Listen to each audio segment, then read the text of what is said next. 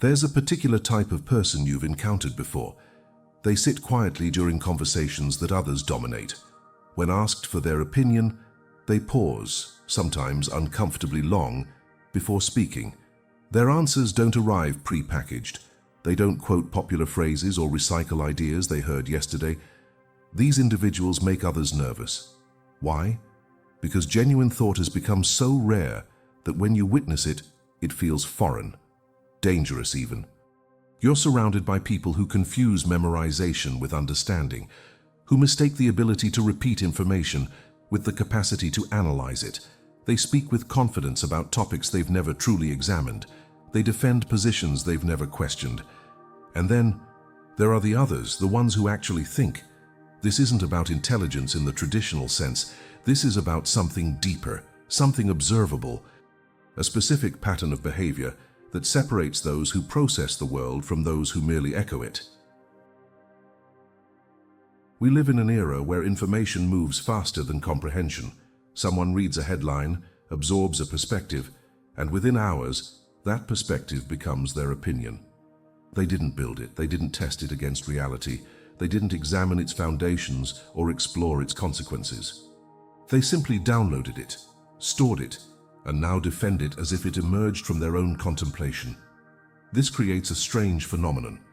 Conversations feel like performances. People wait for their turn to speak, not because they're processing what was said, but because they're preparing to deliver their rehearsed line. The exchange isn't a genuine exploration of ideas. It's a competition of who can most convincingly perform the role of someone who knows things. Watch carefully during any group discussion. You'll notice a pattern. Someone introduces a topic, let's say the ethics of artificial intelligence, the nature of ambition, or the psychology of betrayal. Immediately, responses flood in.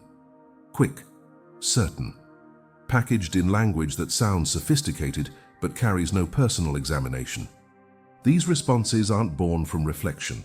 They're borrowed, assembled from podcasts, articles, videos, or conversations overheard and repackaged as original thought.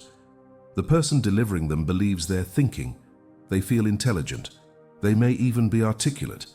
But if you stripped away everything they've absorbed from external sources and asked them what remains, what they've genuinely worked through on their own, you'd find silence. Not because they lack the capacity for thought, but because they've never practiced it. They've mistaken consumption for creation. Philosophy has a term for this, though it's rarely discussed outside academic circles. It's the difference between doxa and episteme, opinion versus knowledge. Opinion is easy. It requires no internal struggle. Knowledge, true understanding, demands something else entirely. It demands that you sit with uncertainty, that you question your own conclusions, that you're willing to be wrong, to rebuild your perspective from the ground up when evidence or logic demands it. Genuine thinkers do this naturally. They don't arrive at conclusions quickly because they're aware of how complex reality actually is. They pause. They reconsider. They hold contradictory ideas in their mind simultaneously, not out of confusion, but out of intellectual honesty. They know that the world doesn't fit neatly into the narratives we tell ourselves. And this makes them aliens in a society built on speed and certainty. So how do you identify someone who genuinely thinks? The answer isn't found in what they claim to know. It's found in how they behave when confronted with ideas, questions, and uncertainty. The first signal is counterintuitive. Real thinkers are comfortable saying, "I don't know," not as a deflection, but as an honest acknowledgement of the limits of their understanding. They don't feel compelled to have an opinion on everything. When a topic falls outside their area of genuine exploration, they admit it without shame. This alone separates them from the majority, who treat every silence as a weakness to be filled with borrowed certainty. But there's something deeper here. When a genuine thinker says, "I don't know," they often follow it with curiosity. They ask questions. Not rhetorical questions designed to showcase their intelligence, but real questions that reveal an active mind trying to map unfamiliar territory. They want to understand the structure of an idea before accepting or rejecting it. They're not performing, they're exploring. The second signal appears in conversation itself. Authentic thinkers pause before responding. This pause isn't hesitation born from insecurity. It's the observable result of internal processing. They're running your statement through their own framework, checking it against their experience, looking for contradictions or alignments with what they already understand to be true. This takes time, seconds that feel long in a culture trained to value immediate reactions. When they do speak, their language reveals something specific. They use qualifiers. It seems like, from what I've observed, based on this particular context, these aren't signs of weakness. They're markers of intellectual integrity. They understand that certainty is rare and that context shapes truth. They've learned that the loudest voice in the room is rarely the most accurate. You'll also notice they change their mind, visibly, sometimes mid-conversation. Someone presents evidence they hadn't considered, and rather than defending their initial position out of ego, they integrate the new information. They say things like, "I hadn't thought of it that way," or "that contradicts what I believed, so I need to reconsider." This behavior is so unusual that it often surprises people. We've been conditioned to see changing your mind as weakness, when in reality, it's one of the clearest signs of active thinking. There's a third signal, and it's the one that makes these individuals socially invisible. Genuine thinkers don't dominate conversations. They contribute when they have something meaningful to add, but they don't feel the need to broadcast their intelligence constantly. They listen more than they speak, not out of shyness, but because they understand that listening is how you gather raw material for thought. They observe patterns in what people say, how they say it, what they avoid saying. This observational quality makes them appear quiet, distant, even aloof to those who equate volume with value. And here's where neuroscience offers insight. The brain has two primary modes, the default mode network and the executive control network. The default mode activates during rest, during mind wandering, during reflection. It's where connections form between seemingly unrelated ideas. The executive control network activates during focused tasks, during active problem solving. Genuine thinkers spend significant time in both modes, but critically, they value the default mode. They understand that insight doesn't come from constant stimulation. It comes from allowing the mind to wander, to make connections in silence. People who only repeat don't access this. They remain in a state of constant consumption, always taking in new information but never allowing space for that information to be processed, restructured, or questioned. Their minds are crowded. Genuine thinkers, by contrast, protect their solitude. They withdraw, they reflect. And this withdrawal isn't escape. It's where the real work happens. Repetition serves a purpose that goes far deeper than intellectual laziness. It's a structural necessity. Every stable system, political, economic, religious, educational, depends on a critical mass of individuals who accept its premises without examination, who internalize its values without question, who repeat its narratives until those narratives become indistinguishable from reality itself. Think about what would happen if everyone genuinely thought, if every person questioned the foundations of their work, their relationships, their beliefs, their government, if every assumption was tested, every authority challenged, every tradition scrutinized for its actual merit rather than its historical persistence. The result wouldn't be enlightenment, it would be paralysis. Systems require momentum, and momentum requires that the majority move in the same direction without constantly stopping to ask why. This isn't a conspiracy, it's architecture. From childhood, we're trained to recognize and reward the right kind of behavior. Schools don't primarily teach students how to think. They teach students how to absorb, retain, and reproduce information on command. The child who memorizes the correct answer receives praise. The child who questions whether the answer is actually correct, or whether the question itself is worth asking, becomes a problem. Teachers have curricula to complete. Administrators have test scores to maintain. The system cannot afford to have every student thinking independently, because independent thought creates friction, and friction slows everything down. By the time these children become adults, the pattern is embedded. They enter workplaces that operate on the same principle. Employees who execute instructions efficiently are valuable. Employees who constantly question the logic behind those instructions are liabilities. Corporations don't innovate through committees of deep thinkers debating philosophy. They innovate through hierarchies where a small number of people think, decide, and direct, while the majority implements without resistance. This extends into politics, where the entire apparatus depends on citizens who align with pre-established positions. Political parties don't want voters who construct their own frameworks for evaluating policy. They want voters who adopt the party's framework wholesale, who repeat the talking points, who see the world through the lens they've been given. A population of genuine thinkers would be ungovernable, not because they'd be rebellious, but because they'd be unpredictable. They'd resist categorization. They wouldn't fit neatly into the binary structures that make mass politics possible. There's an evolutionary angle here as well. Human beings survived not primarily through individual brilliance, but through collective cooperation. Our ancestors didn't thrive because every member of the tribe was a philosopher. They thrived because the tribe could act as a unified organism, following shared rules, maintaining shared beliefs, coordinating around shared goals. The individual who constantly questioned the tribal consensus was a risk. They slowed down decisions. They created internal conflict. They weakened the cohesion that kept the group alive. So we evolved mechanisms to suppress excessive independent thought, social pressure, the discomfort of standing alone, the deep psychological need to belong, to be accepted, to conform. These aren't bugs in human nature. They're features. They kept our ancestors alive. And in the modern world, they keep our systems stable. Repeaters are the foundation of civilization. They're the ones who staff the institutions, who maintain the infrastructure, who ensure that the trains run on time and the bills get paid and the laws get enforced. They're not intellectually inferior. They're socially optimized. They've learned that survival and success don't require original thought. They require alignment. And they're correct. The genuine thinker exists outside this optimization.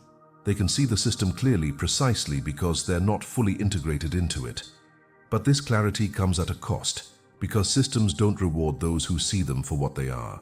Systems reward those who participate without questioning, who repeat without examining, who believe, or at least behave as though they believe, that the way things are is the way things should be. And here's the final layer. Power concentrates in the hands of those who understand this dynamic. The people at the top of hierarchies aren't necessarily the deepest thinkers, but they're often the best at recognizing how repetition creates control. They know that if you can get people to repeat your language, they'll eventually adopt your perspective. If you can get them to repeat your values, they'll defend those values as their own. This is why propaganda works, why advertising works, why ideology works. Not because people are stupid, but because repetition bypasses the need for thought entirely. Say something enough times in enough ways, through enough voices, and it becomes true by consensus. Not factually true, socially true. And in human systems, social truth is the only truth that matters. So when you encounter someone who genuinely thinks, recognize what you're seeing. You're seeing someone who has stepped outside the architecture, who has rejected the optimization, who has chosen clarity over belonging, and understand why they're rare. Because the world doesn't need many of them. It needs just enough to generate new ideas when the old ones fail, but not so many that the whole structure comes into question.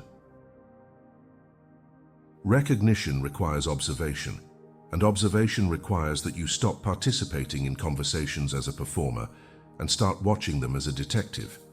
You're looking for specific patterns, behavioral signatures that reveal whether someone is processing or merely transmitting. Start with how people handle disagreement. When you challenge an idea someone has expressed, their immediate reaction tells you everything. The repeater becomes defensive. Their body language shifts, arms cross, posture stiffens, voice takes on an edge. They don't engage with your challenge on its merits. Instead, they reassert their original position, often louder, sometimes adding an appeal to authority. Well, experts say, or studies have shown, or everyone knows. They're not defending the idea itself. They're defending their identity as someone who holds that idea. The idea and the self have fused together, so an attack on one feels like an attack on the other. The genuine thinker responds differently. There's a moment of consideration. Their eyes might shift, not in evasion, but in the way eyes move when someone is accessing internal information, running scenarios, checking their reasoning. They might ask you to clarify your objection, not as a stalling tactic, but because they want to understand precisely what you're challenging before they respond. When they do answer, they engage with the substance. They might acknowledge limitations in their original statement. They might offer a counterpoint you hadn't considered, or they might say something unexpected. They might agree with you. This leads to the second pattern. Watch how people treat being wrong. The repeater avoids it at all costs. They'll twist themselves into logical knots, deploy deflections, shift the conversation to adjacent topics where they feel more secure. Being wrong threatens their entire operating system because they haven't built their positions through thought. They've adopted them wholesale. To abandon one position means questioning the source of all their positions, and that source is external validation. They can't afford to be wrong because wrong means they chose the wrong authorities to follow, the wrong group to align with, the wrong narrative to believe. The thinker treats being wrong as information, valuable information. It means their map of reality contained an error, and now they have the opportunity to correct it. There's no shame in this, because their identity isn't built on being right. It's built on the process of getting closer to accuracy. You'll notice this in how they speak about past beliefs. Repeaters rarely mention that they used to think differently unless forced to, and when they do, they minimize it. I never really believed that, or I was young and didn't know better. The thinker openly discusses their evolution. I used to believe X, but then I encountered Y and I had to reconsider. They're not embarrassed by their previous errors. They're interested in what caused them. Third pattern. Observe how people engage with complexity. Present someone with a genuinely complicated scenario, a moral dilemma without a clean answer, a political situation where both sides have legitimate grievances, a philosophical question that can't be resolved through simple logic. The repeater becomes uncomfortable. They search for a framework that will let them categorize the situation quickly. They want to know who the good guys are and who the bad guys are, so they can align themselves accordingly. If they can't find this, they often disengage entirely. It's too complicated, they'll say, meaning, I don't have a pre-made answer for this, so I'd rather not think about it. The genuine thinker leans into complexity. They don't need to resolve it immediately. They're comfortable holding the situation in their mind, examining it from multiple angles, acknowledging that reality doesn't always offer clean resolutions. They'll make tentative statements, qualified by context. In this specific circumstance, given these particular constraints, it seems like they understand that complexity isn't a problem to be solved. It's the actual nature of things, and any attempt to oversimplify it produces distortion. Fourth pattern, and this one is subtle. Listen to how people use language. Repeaters speak in absolutes. Always, never, everyone, nobody. Their world is binary because binary thinking is easy and allows for quick judgments. Their vocabulary is littered with phrases they've heard elsewhere. You can almost trace the origin. This phrase from a podcast, that framing from an article, this moral stance from a particular ideological camp. Their language doesn't sound like them. It sounds like a composite of their sources. Thinkers use more conditional language, not out of weakness, but out of precision. Often, in my experience, it appears that, from this angle, they've learned that absolute statements are almost always wrong because reality is conditional. Their language has a personal quality. Even when discussing abstract ideas, there's a sense of individual perspective. They're not channeling anyone. They're reporting their own observations, their own conclusions, their own uncertainties. Here's a test you can run in real time. Introduce a concept that's new to everyone in the conversation, something obscure enough that no one has a ready-made opinion about it. Watch what happens. Repeaters will either stay silent or quickly attempt to connect it to something they already know, reducing the new concept to a familiar pattern. Oh, that's basically like X, even when the comparison is superficial. They're uncomfortable with genuine novelty because novelty requires original thought. Thinkers ask questions. They want to understand the concept on its own terms before trying to integrate it into their existing framework. They're willing to sit with not knowing, to explore it, to see where it leads. They might even say, "I have no idea what to make of that," and mean it as an honest statement rather than an admission of defeat. The final pattern is the hardest to observe because it happens in private, but you can see its effects. Genuine thinkers read, not just for information but for challenge. They seek out perspectives they disagree with, not to mock them, but to test their own reasoning against opposing views. They change what they read based on what they're trying to understand. Repeaters, if they read at all, read for confirmation. They select sources that reinforce what they already believe, then cite those sources as evidence that they're correct. Their information diet is narrow and self-reinforcing. You can detect this by asking someone what they're reading or what they've read recently that changed their mind about something. The repeater will list titles that align with their existing worldview or admit they don't read much. The thinker will mention something unexpected, a book by someone they disagree with, a paper that complicated their understanding, an old text that reframed a modern problem. Recognition isn't about judging people. It's about understanding what you're dealing with. When you can identify who thinks and who repeats, you know where to invest your intellectual energy. You know who will engage in genuine dialogue and who will simply perform their assigned positions. You know who might surprise you and who will remain predictable. And perhaps more importantly, you develop the tools to examine yourself, to catch the moments when you're repeating instead of thinking, when you're defending instead of exploring, when you've stopped processing and started transmitting. If you've recognized these patterns, the most important question isn't who around you thinks and who repeats. It's where you stand in that spectrum, moment to moment, conversation to conversation. Because thinking isn't a permanent identity. It's a practice, one that can be abandoned just as easily as it can be cultivated. Every time you pause instead of reacting, every time you question a belief that feels comfortable, every time you admit uncertainty instead of reaching for borrowed certainty, you step out of repetition and back into thought. This isn't glamorous. It won't earn you applause. In many rooms, it will make you quieter, slower, less impressive on the surface, but it will make your mind your own. If this perspective resonated with you, and you want more explorations like this, where ideas aren't packaged for easy consumption but examined honestly, make sure to subscribe. This space is for people who prefer clarity over comfort, depth over speed, and understanding over performance. Thanks for taking the time to think this through with me, not just to read, but to reflect.